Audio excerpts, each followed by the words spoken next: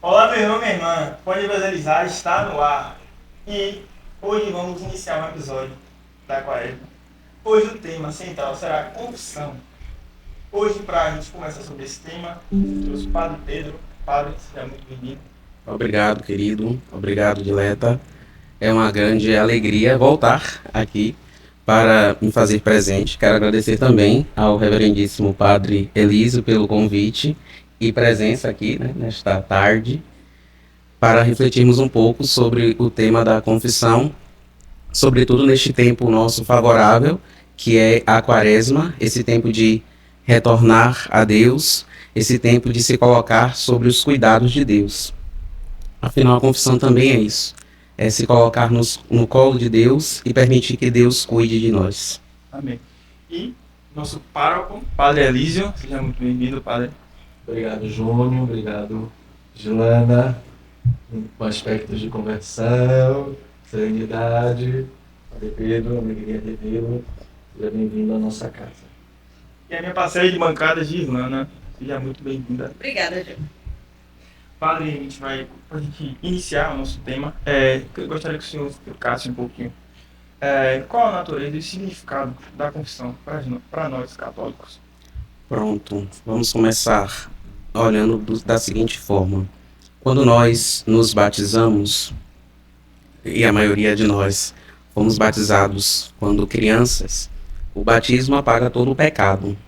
A questão da confissão, o sacramento nasce justamente por conta também do pecado. Só que depois do nosso batismo, todos os nossos pecados são ali apagados, redimidos. Mas a gente continua no deslize, né? Depois do batismo a gente pode pecar aqui e cair ali. Então, a confissão, ela nasce como esse sacramento que já existia prefiguração no Antigo Testamento, esse ato de confessar os pecados, só que Jesus e a Igreja eleva isso à dignidade de sacramento, para justamente nos livrar dos pecados, sobretudo aqueles que, de um modo mortal, nos impedem de viver a caridade e de manifestar o amor pleno a Deus. A confissão nasce justamente por isso, né? Para nos redimir, nos purificar dos pecados que depois do batismo nós cometemos. É mandato de Jesus, né? Mandato de Jesus citado aos discípulos, né? Que perdoem os pecados. Então, a confissão é fundamentada na palavra, na missão do Mestre, que confia aos discípulos, né? Aos apóstolos, por primeiro, e consequentemente aos bispos e seus sucessores, que transmitem a nós Isso. o poder sacerdotal, né? De perdoar o pecado. Inclusive, Padre Elísio, muito oportuno o senhor falar isso, porque existem alguns equívocos a respeito do sacramento da confissão. Em que sentido? Quem de nós já não escutou falar alguém dizer o seguinte: eu não vou me aproximar do padre para me confessar, eu me confesso diretamente a Deus. Eu me confesso no meu quarto, ou enquanto eu tomo banho, eu posso ali confessar os meus pecados a Deus. E essa palavra que foi dita do mandato de Jesus Cristo ressuscitado nos faz refletir o seguinte: Jesus, ele deu a autoridade aos discípulos de perdoar pecados. Jesus não deu autoridade, por exemplo, às paredes do nosso quarto para perdoar pecado. E nem ao nosso chuveiro. Quando a gente toma banho, Jesus não disse, então os chuveiros podem perdoar pecados. Não. Os sacerdotes são aqueles que podem perdoar os pecados e também retê-los, né? Isso é o que fica muito claro, e para desmistificar essa ideia falsa de que eu posso me confessar diretamente a Deus no meu quarto e está tudo bem. Justamente. Perfeito. Pensando aí nessa preparação, como os senhores podem nos ajudar a se preparar para essa confissão adequada? Bom, a preparação para uma boa confissão deve partir de um exame de consciência, auxiliados pela oração. Afinal, o Espírito Santo, aquele que nós clamamos e pedimos, ele nos ajuda nesse caminho de reconhecer as nossas faltas, reconhecer em quais oportunidades na nossa vida nós deveríamos ter sido exemplo, nós deveríamos ter exercido a caridade e nós não fizemos. Transparecer, em quais momentos da nossa vida nós deveríamos, enquanto cristãos, transparecer a imagem de Cristo e não o fizemos. Então, o exame de consciência bem feito é justamente o primeiro pilar para uma boa confissão. O senhor tem mais algo a acrescentar, padre? Eu diria que o exame de consciência, e com o exame de consciência já se pressupõe uma disposição interior, né? De não mais pecar. Mas por que eu estou dizendo isso? Porque, embora se esteja implícito que o exame de consciência já nos conduz a uma abertura interior, é importante que isso fique claro para nós. Quando eu me aproximo do sacerdote, eu me aproximo com o desejo de não mais pecar. Embora nós saibamos que o pecado toca a todos nós. Todavia, Deus não nos trata com contabilização de pecado. Semana passada foi um, hoje é mais um, são dois. Não. Confessou, arrependeu-se, Deus perdoa pela palavra e autoridade da igreja. Depois eu diria uma terceira coisa, que também está implícita, mas que é importante, que é o verdadeiro arrependimento. A confissão não pode ser e não deve ser um gesto de convenção social, porque eu preciso me confessar, eu chego ali e digo aquilo que eu entendo que não é tão agradável, mas não tem um arrependimento. Então, padre, alguém pode se perguntar, aquilo que eu não me arrependi, eu não devo me confessar? Atenção, a nossa consciência precisa ser educada para Deus. Então, é preciso uma confissão e uma indicação também daquilo que ainda está um tanto obscuro em nossa mente. Daí vem o auxílio do Espírito Santo. Mas o desejo de arrepender-se, né, o arrependimento, é o que nos motiva e deve nos motivar a confissão. A vontade de não mais praticar aquela coisa. Entende? Então eu diria, complementando, né, a boa fala do Padre Pedro, somente essas duas coisas. Né? A abertura interior para fazer o caminho antes e depois, né? Porque às vezes as pessoas entendem que, por exemplo, a penitência, né, porque que a penitência não tem parte da confissão. A penitência é uma etapa do movimento de confissão, né, que vai te ajudar a, abre aspas, né, curar a ferida causada, né, o mal feito. E uma coisa muito importante ainda, tratando deste tema que nós estamos abordando agora, é que a confissão ela não deve ser vista como uma terapia, em que eu venho, converso, falo, né, porque a gente vive esse tempo do falar, e não tenho o bom propósito de me arrepender e não voltar a pecar. Tudo bem, pode ser que depois de um tempo eu até caia naquele mesmo pecado que eu confessei, mas a minha intenção, ao me confessar, é não mais pecar. Tanto que em alguns atos de contrição nós falamos isso, né? E odeio o pecado e não quero mais voltar a pecar com a ajuda da vossa divina graça. Não fazer deste momento um momento de terapia. E que eu venho falar e não saio dali, não entro ali, na verdade, com o firme propósito de não mais pecar. Então, a confissão também parte disso. Pegando essa fala aí da não é terapia, precisa fazer exame de consciência, como a gente pode ajudar os fiéis? Porque eu acho que isso também é um grande problema, entre aspas, da pessoa se dispor a se confessar. Tipo assim, o que falar, vamos dizer assim, precisa ser prático. É o que? Eu penso primeiro nos 10 mandamentos, há o que seguir para se confessar, para ser prático e não ser uma terapia. Como fazer um exame de consciência na Pronto. prática, né? Um bom exame de Então, consciência. um bom exame de consciência, ele deve estar pautado na observância das leis e dos mandamentos que Deus nos dá. Se eu amei a Deus sobre todas as coisas, o que significa amar a Deus sobre todas as coisas? Se, por exemplo, uma coisa que a gente às vezes se passa, né? Quando eu deixo o domingo de vir à missa e coloco outras realidades no lugar da missa, significa que eu não amei a Deus sobre todas as coisas. Eu não prestei a Deus o culto devido no dia que é dele. É o dízimo do nosso tempo, né? O domingo. Eu não prestei, então isso aqui seria não amar a Deus sobre todas as coisas, ter sempre em vista aquilo que os 10 mandamentos nos trazem para refletir. Claro que os 3 primeiros voltados à realidade de Deus e depois os outros voltados à realidade da nossa convivência, né?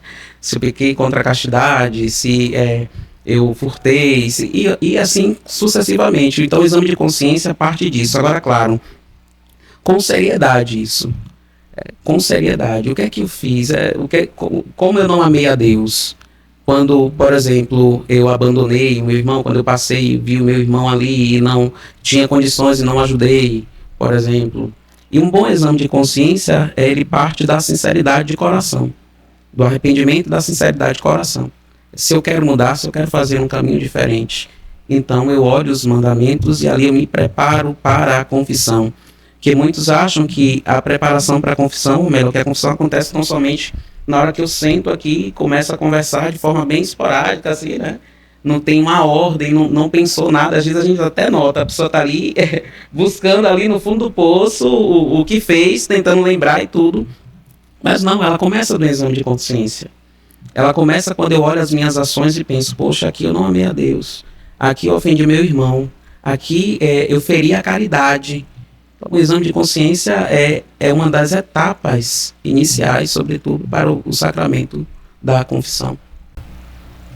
E dentro daquilo que o Padre Pedro falava, é importante a gente lembrar que, obviamente, que nos mandamentos, né, a lei de Deus se inclui o caminho da comunidade eclesial, né? Tem os mandamentos da igreja.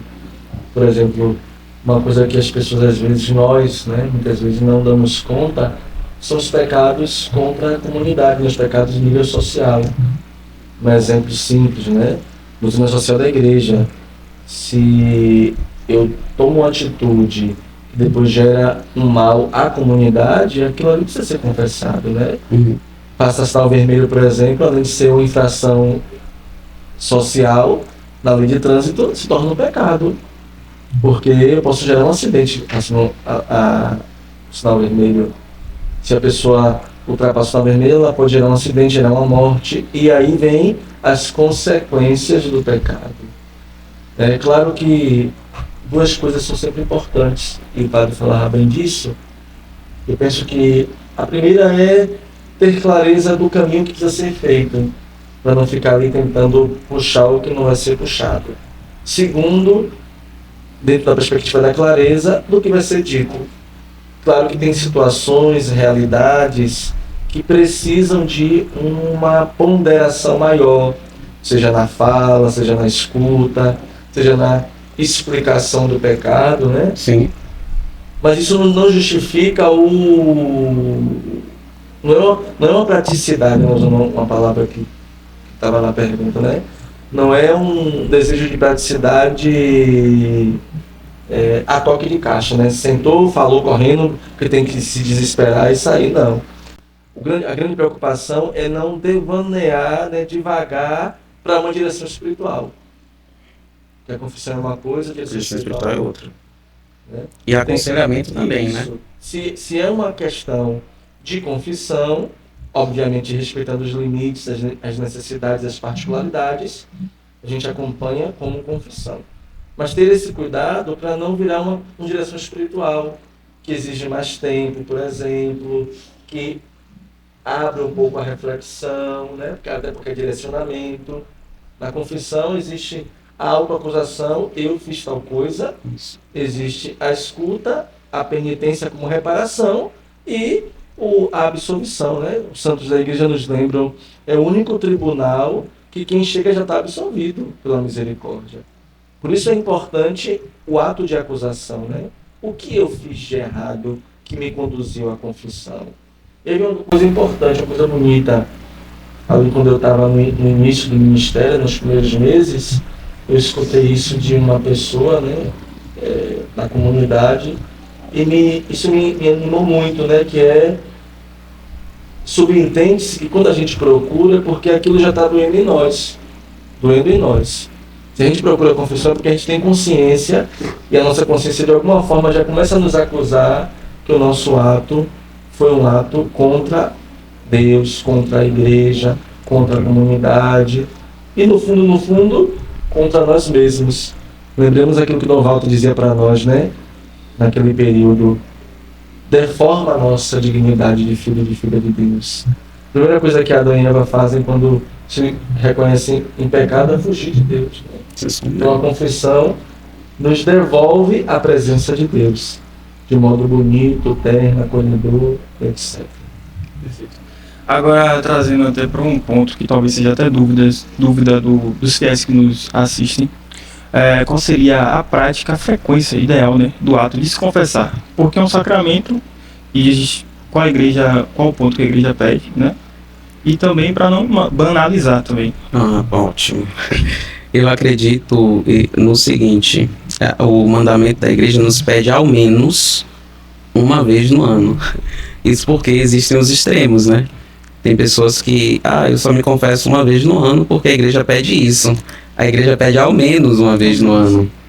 Como também não pode ser os exageros, né? De que forma isso? O exagero de frequentemente. Eu venho me confesso que disso, né? Um pecado. Pronto. Uma semana depois, mesmo pecado. Uma semana depois, mesmo pecado. Então ali não existe, de fato, ele não está indo à confissão com um desejo de mudança, né? Tem que investigar o porquê, por exemplo, tá caindo sempre no mesmo pecado num espaço tão curto de tempo. Depois, eu me arrependi mesmo disso, a ponto de querer fazer um caminho diferente. Eu compreendo que isso que eu estou fazendo é nocivo para a minha vida. Isso precisa ficar muito claro, né? A igreja não não estabelece um limite máximo de confissões no ano. Sempre que a gente tem necessidade. Provérbios, se não me engano, diz que o justo cai 7 vezes por dia. O justo cai 7 vezes por dia, ou seja, precisa então buscar, né, esse caminho da reconciliação. Agora, claro, que com firme propósito, um arrependimento de não mais voltar a pecar. Eu acredito muito que a palavra que você usou agora, né, mas que vocês têm usado na pergunta, já abre a margem para a reflexão, né? Qual é o grande perigo hoje, né? O perigo de banalizar a confissão. Banalizar em que sentido? Onde não se dá nem o tempo da cura.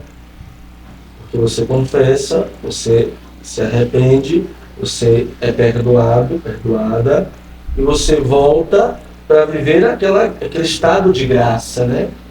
Então logo você não se permite viver outro estado de graça, e aí vem o que o Padre Pedro falava, né?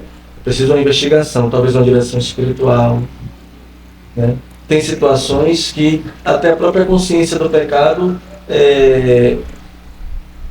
cai em certo erro, porque para ocorrer pecado tem que ter a consciência de que aquilo é um erro, tem que ter a vontade de fazer, né? E a liberdade de realizar, né? a matéria grave.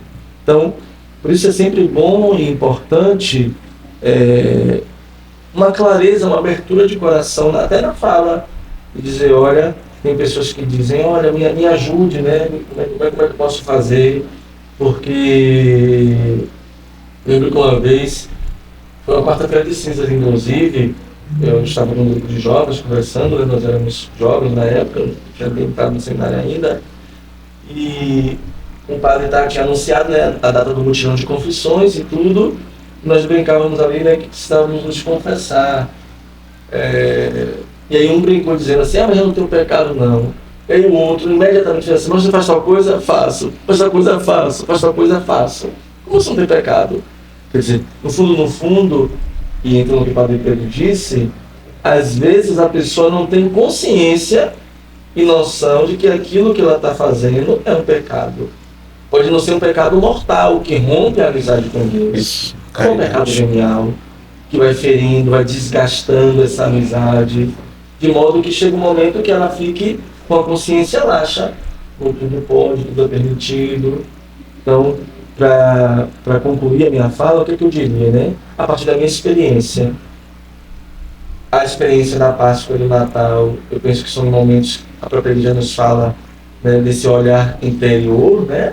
Que ele nos pede mesmo, nos confronta, né? A Quaresma nos confronta e o Advento também nos confronta, uma perspectiva de futuro, e quando a consciência nos acusa, Acho que não precisa ter medo de procurar a confissão. Tem gente que se confessa uma vez por mês, tem gente que se confessa uma vez por semana. Acho que você não precisa, vou usar uma expressão que eu já usei em outro tempo aqui, calçar o sapato do outro, mas fazer sempre um movimento de avaliar a sua consciência e a sua prática, obviamente. É para não cair nem no extremo do todo dia, nem no extremo do muito pouco. Eu nunca vou. Tem gente que nunca vem. Tem gente que nunca vem. Tem gente que nunca vem. E tem situações difíceis na vida, né, com relação a isso, porque alguns podem, inclusive, pensar, mas é um pecado simples.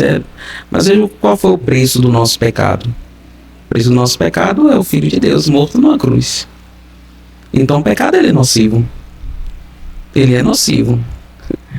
Por isso que precisamos viver esse movimento tanto de Quaresma quanto da nossa vida, refletindo, né, as nossas ações, até mesmo para que haja uma mudança verdadeira, né? Então precisa de uma reflexão. Será que isso aqui que eu fiz é certo? Será que isso aqui condiz com aquilo que eu acredito, que eu vivo e tal? Para não andar no pecado mortal, nem nos pecados veniais. É como o nome mesmo já diz, o pecado mortal rompe a nossa comunhão com Deus, nos afasta de Deus, é um pecado de morte. Aqueles que porventura morrem em pecado mortal, que exige consciência, exige liberdade e uma matéria grave, não conseguem contemplar a face de Deus. Não conseguem. Então, se está em pecado mortal, busca o padre. Se tem consciência de aquilo que foi feito é um pecado mortal, busca o padre. Porque, inclusive, nessa dimensão do pecado mortal, ele rompe a nossa comunhão. Veja só, por que a igreja diz que em pecado mortal não se pode comungar? Porque rompe a comunhão que nós temos com Deus. Logo, eu não posso me aproximar do sacramento que é o próprio Deus, é Jesus, né? Jesus é Deus para nós. Então, eu não posso me aproximar dele.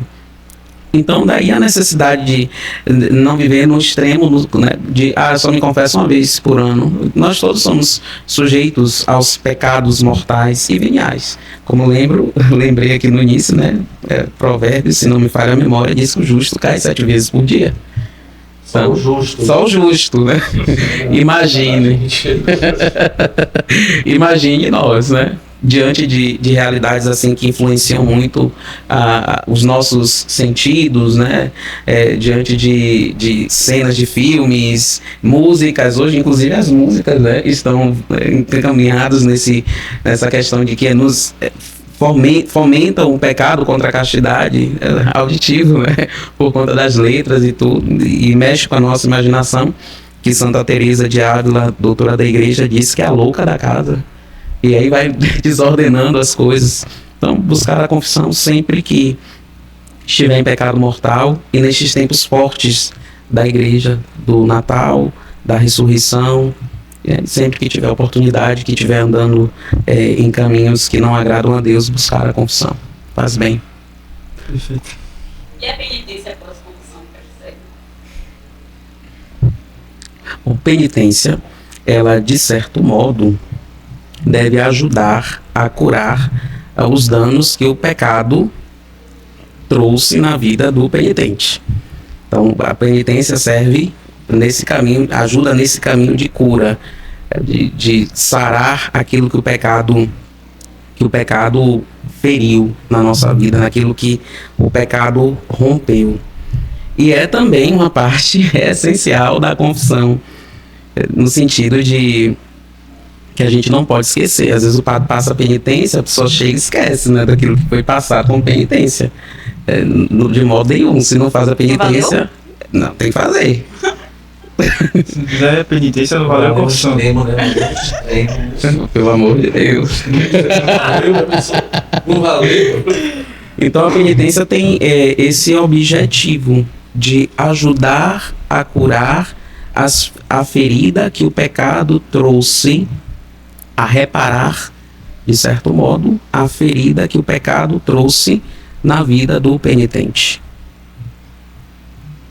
E é interessante pensar nisso, porque é o Tribunal da Misericórdia, né? E eu lembro que quando eu era criança, eu sempre dizia, né? Confessar que vai mandar se rezar para nossa Maria, né? Essa ilusão na vida das pessoas. E talvez, hoje, depois de um caminho de amadurecimento na fé, você dá conta de que talvez aquela realidade, ou esse foi o julgamento, né, ideal, né? Então, cada penitência tem a sua razão de ser. Não existe penitência boa e penitência ruim. Penitência é penitência. Penitência está a partir daquilo que se é dito e que se é avaliado, discernido, à luz do Espírito, julgado por aquilo que escuta. Por aquilo que escuta.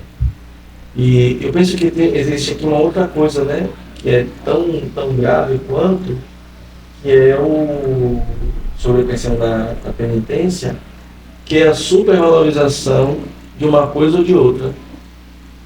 É muito mais fácil a gente fazer penitência, cumprir penitências que estão ao nosso bem-estar, né? Determinada oração. Mas quando a penitência nos desestabiliza, e a penitência tem esse dedo indicado, né? De cura, de arrependimento, eu diria, né, de remédio. A penitência é um remédio.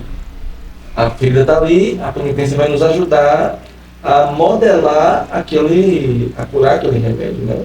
A cura quem dá é Deus com a graça do Espírito, né? Mediante a absolvição, pela palavra da igreja, a autoridade da igreja. Tanto que o rito diz, né? O rito fala da autoridade da igreja. Eu acho bonita essa parte do rito, é uma das partes que eu acho mais bonita, porque nos ajuda a perceber também nós que, vez ou outra, estamos naquele lugar de quem pede a absolvição, né, ao irmão, ao colega, ao amigo, ao sacerdote. É na autoridade da igreja que Deus nos perdoa. Então, cumprir a penitência, primeiro, é ato de humildade.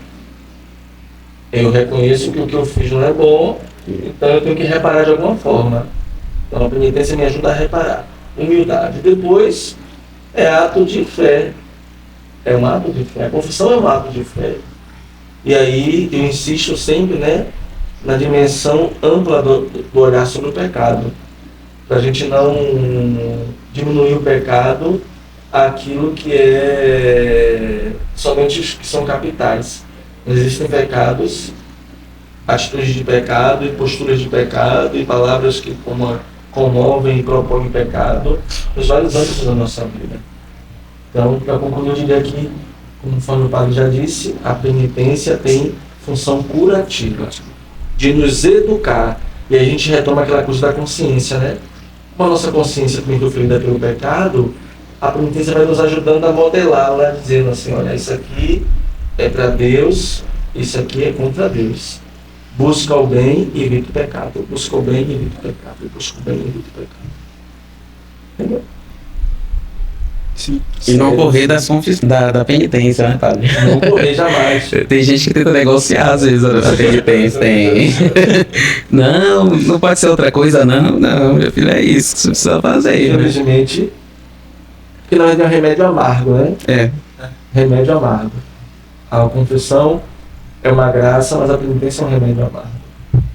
E uma pessoa uma vez me perguntou, padre, se o padre não me deu penitência, o que eu devo fazer? Se o padre não me deu penitência, o padre não precisa precisar da penitência. Eu não sei o que você disse para ele, né? Tem que entender os porquês, né?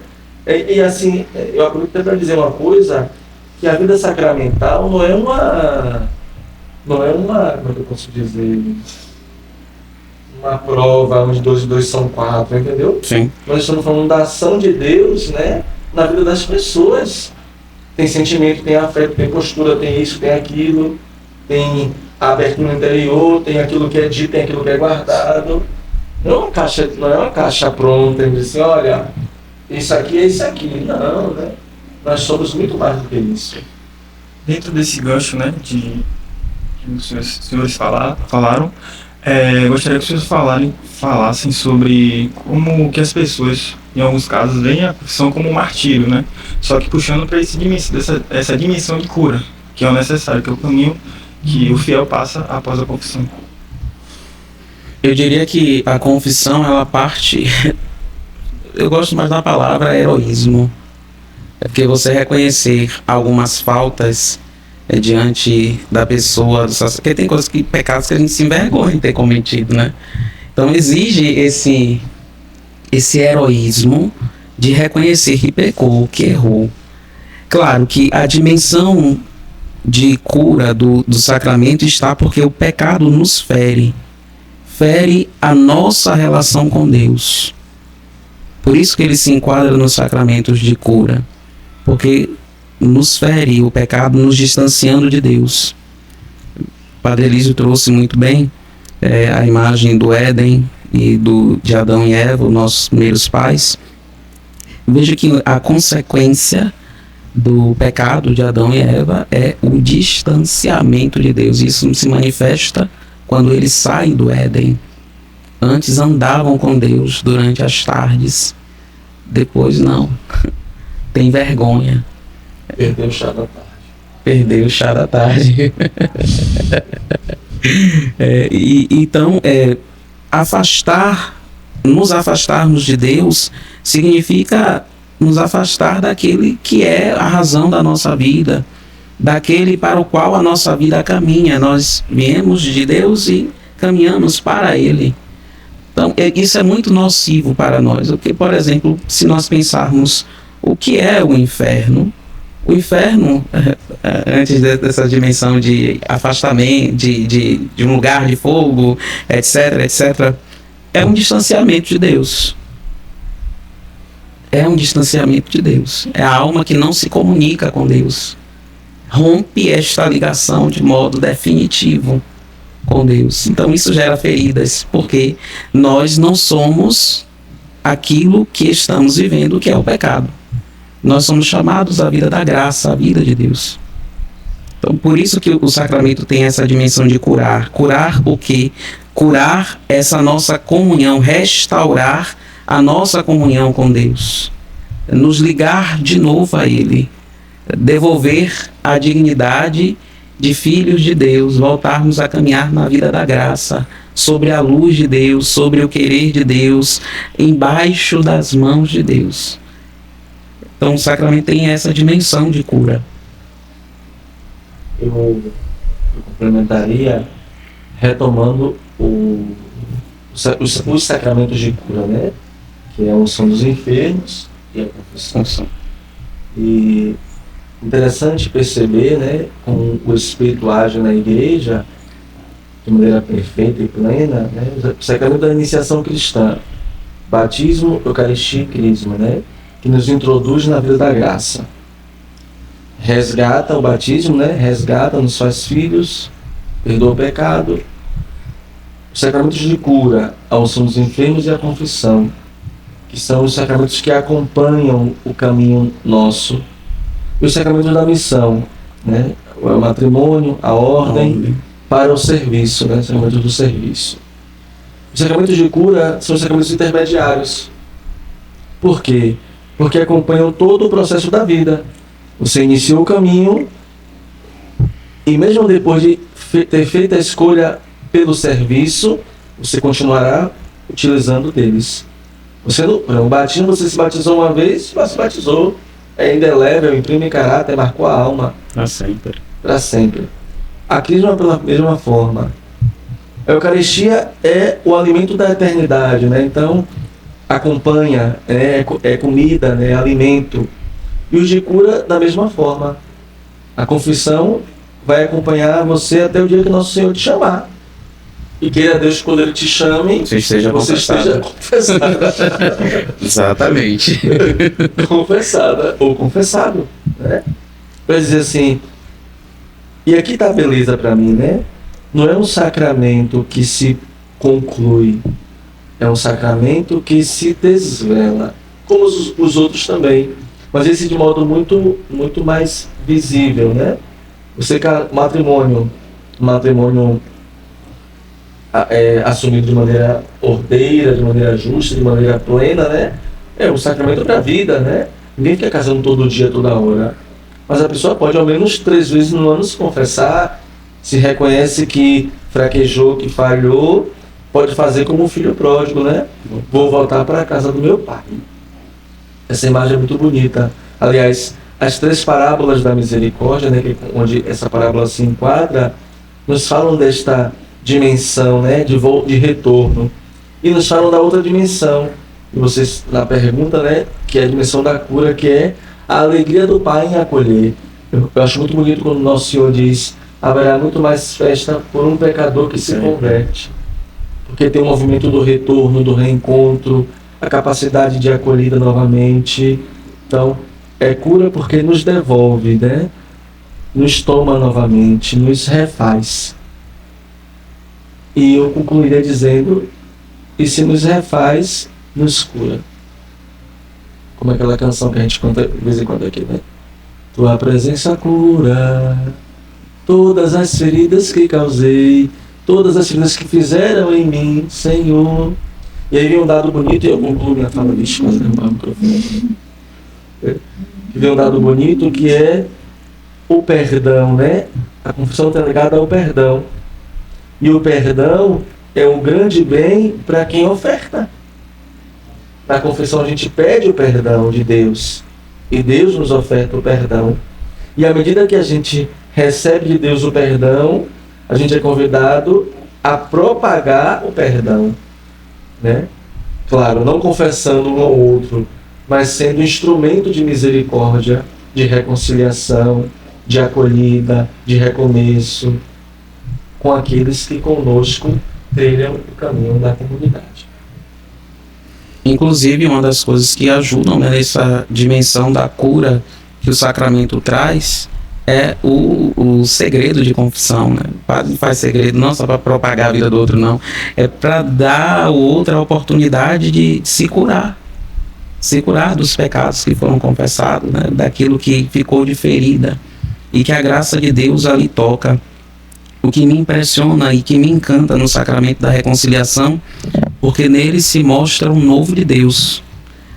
É como uma página em branco, uma página que toda rabiscada e antes, né, de se apresentar, e depois que acontece o momento, o novo de Deus se manifesta, porque a gente sai dali branco, né, a página sai branca novamente. Ou seja, Deus que com a sua graça nos toca por meio do sacramento. É Jesus Cristo na pessoa do sacerdote ou melhor, o sacerdote na pessoa de Cristo, que ali toca as nossas feridas, toca os nossos pecados e nos cura, nos salva, nos cura, nos salva do fogo do inferno, ou até mesmo dos nossos egoísmos e etc., né?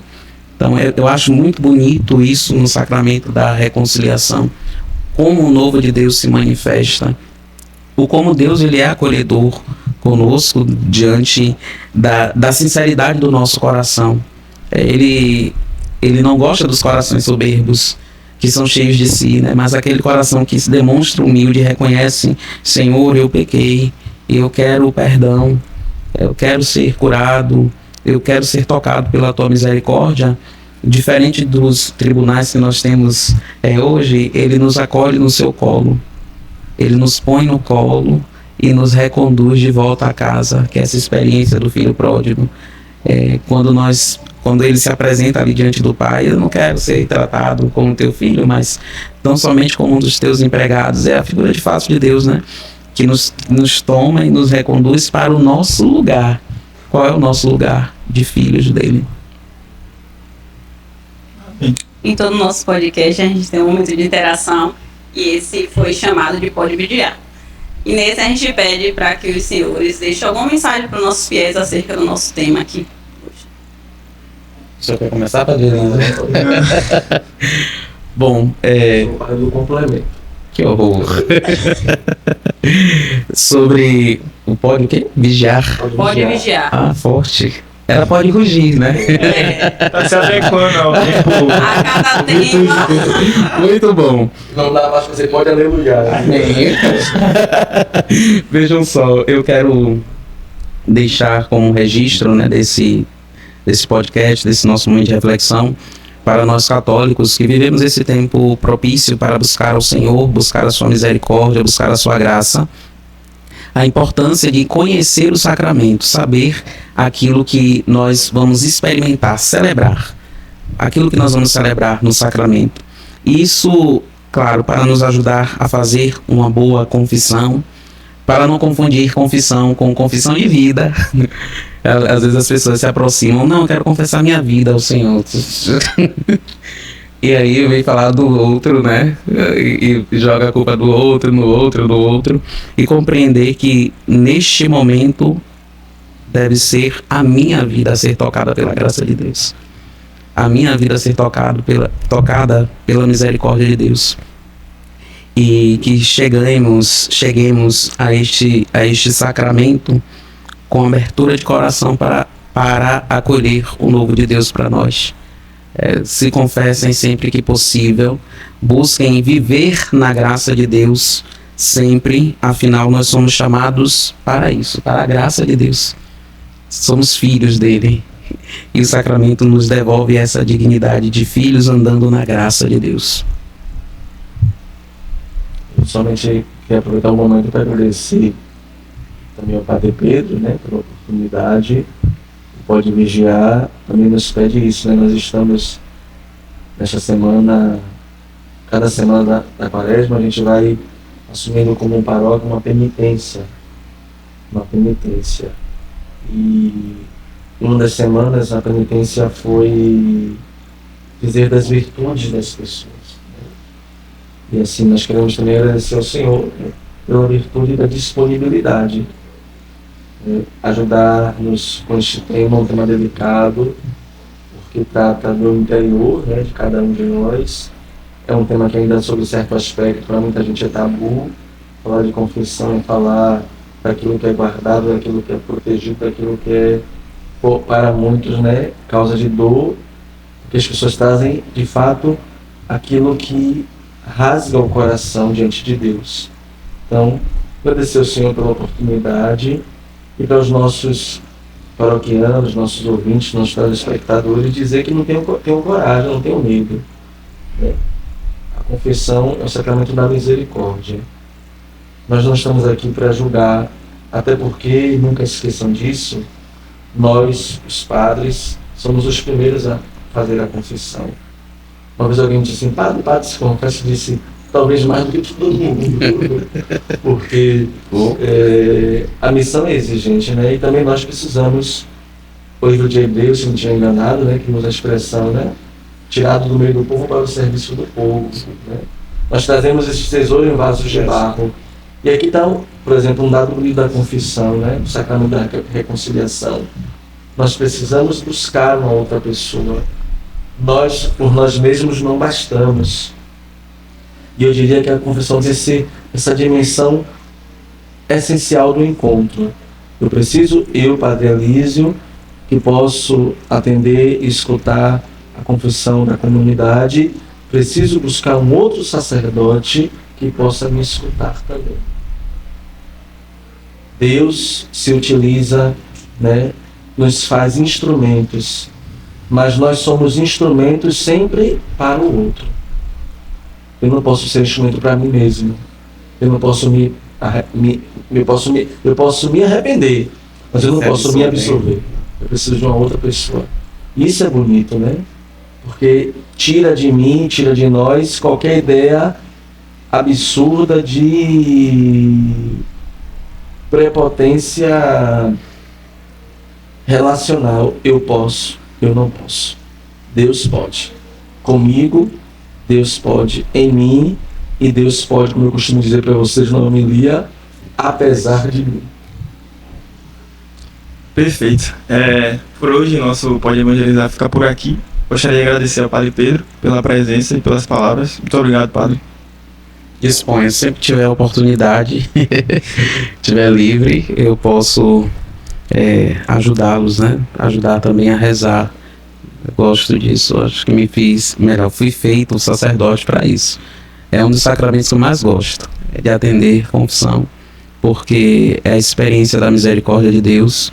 E muitos, ao menos a minha realidade, eu sou muito alcançado também por essa misericórdia enquanto confesso. Eu queria aproveitar também, né, a gente vai falando dos convidados, já tínhamos aqui o Padre Caio, o Dom Walter, hoje o Padre Pedro, e talvez o pessoal de casa vai observando, mas não tem oportunidade de falar, né? Quem sabe você fazer um podcast ao vivo um dia? Vamos pensar, né? Pensa aí, uma vez. Vamos pensando aí em um podcast ao vivo. Se vocês pudessem ver quem está por trás das câmeras, né, vocês iam ver que é muita coisa, muita gente. As freiras. Mas uma coisa bonita é as freiras. Tem uma coisa bonita nesse movimento do podcast sobre a Quaresma, e é tudo ideia deles, né? Eles propuseram, eu só abracei o barco, né? E todo o barco com eles. Mas uma coisa bonita é perceber, e aí para a Júnior poder dizer até breve, o caminho Sem pressa. que eles vão fazendo, né? Eles da bancada, né? Do primeiro podcast que nós realizamos, quer dizer, que nós rezamos, nós realizamos, passando pelo segundo e hoje, também eles vão alcançando um nível de, como é que eu posso dizer, de auto-reflexão, de autoanálise, e eu diria até de oração. Saem do dado que é importante, que é o dado da apresentação, o dado da partilha, o dado da rapidez, né, que aqui também tem um dado de evangelização prático, né, de um trabalho real, para o dado da espiritualidade. Eu acho que aqui o podcast, né, pode evangelizar, pode vigiar, alcança o seu maior objetivo, que é ajudar a PASCOM a fazer um movimento de oração. Então, eu também queria agradecer a vocês por isso. O pessoal de casa, isso deve ficar muito claro. Acho que a gente aqui que está no dia a dia, vai ajudando a vocês a fazer um movimento de conversão, de se perguntar também, né? E eu? Como é que eu posso? Como é que eu poderia? Como é que eu poderei? Enfim. Perfeito, amém. Angela, Um abraço para minhas irmãs da Pascoe, né? Padre, muito obrigado pela presença. Mais um episódio. vamos juntos. Gi, minha parceira de bancada, muito obrigado. Nada, disponho. E a vocês de casa, meu irmão, minha irmã, muito obrigado por nos assistirem. Tchau, tchau. Tchau. Tchau, tchau. Se confessem.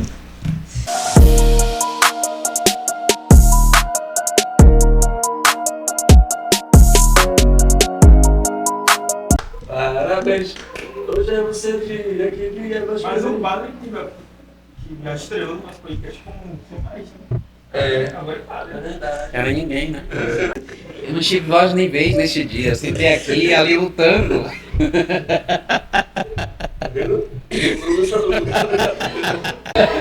Esse não é meu lado bom de filmagem, não. Isso tudo aqui já foi para Nossa. Eu posso ir preso por isso.